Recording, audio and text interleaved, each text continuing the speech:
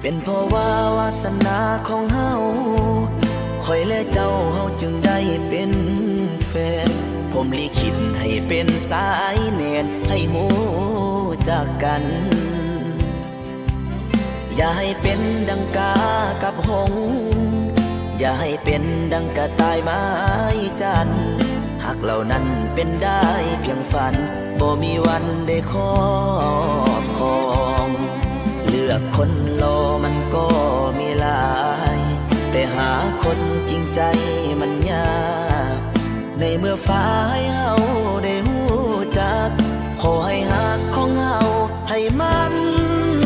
แก่น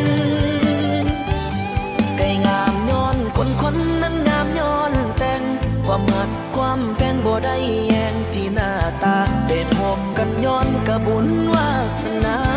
ย้อนโศกสตานำพา